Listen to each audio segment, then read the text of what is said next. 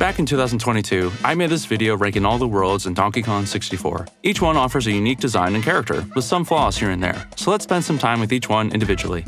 Jungle Japes offers a comfortable feeling that we're all familiar with. It feels like home, and that might be because it's a part of DK Isle, while also continuing the textures from DK's home.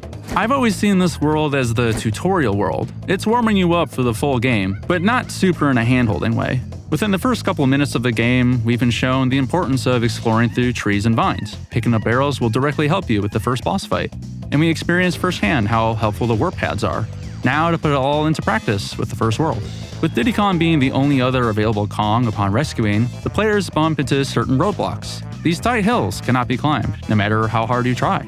There are door switches that can be opened with the weapons supplied by Funky Kong, yet we're unable to open certain doors. There's a big boulder sitting on top of a large X. But what the heck am I to do with all this?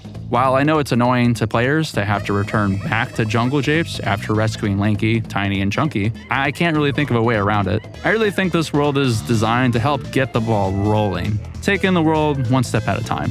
It makes me think about how in Mario Sunshine, there's different nozzles that the player unlocks, which allows access to different areas of the game. I think in a way, DK64 is trying to attempt the same thing. It's like coming up to this steep cliff, unlockable doors, or boulder. You can see something needs to be done here, but now's not the time.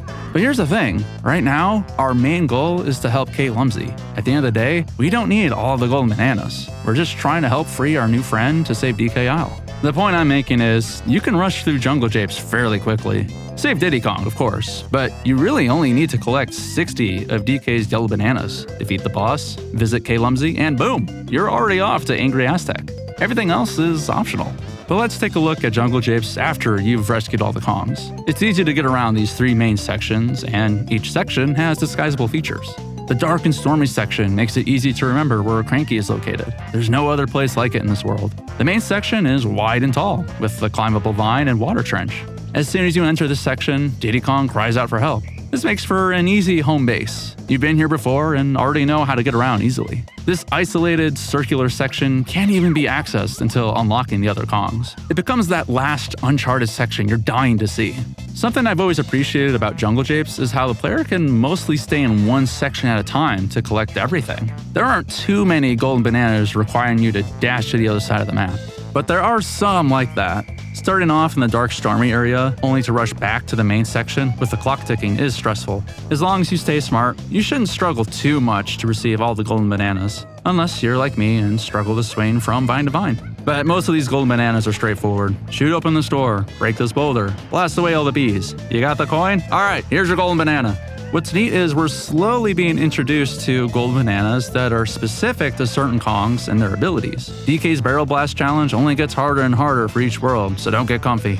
Lanky, of course, climbing up steep hills. Diddy goes through this challenging but fun cart minigame, and an absolute classic being Tiny shrinking down to explore the shell, and Chunky doing the complete opposite, growing into a giant.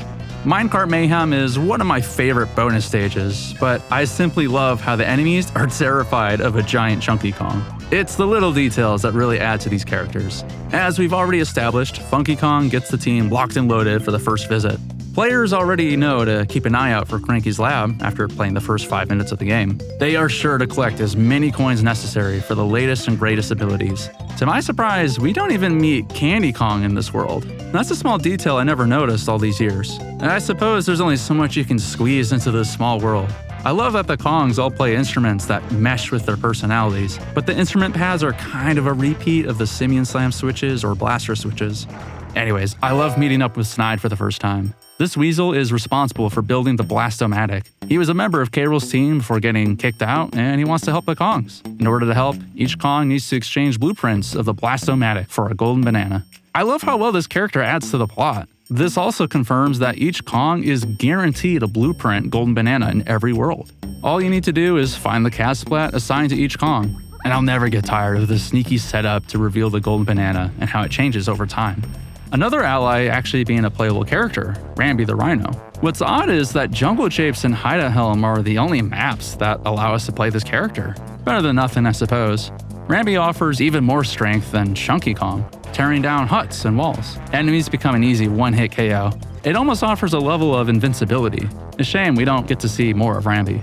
I won't go into the boss fight since I've already created a video specifically on that subject, but it's pretty straightforward. And like I said, earlier parts of the game prepared us for this fight. And I like to think Jungle Japes is slowly preparing the players for Angry Aztec. Stay tuned for that review because there's much more to talk about there. What are your thoughts on this world? It moves pretty quickly, so let me know if there's something specific I didn't cover. Is there something you'd like to change about Jungle Japes? Let me know your thoughts in the comments, and I'll see you next time.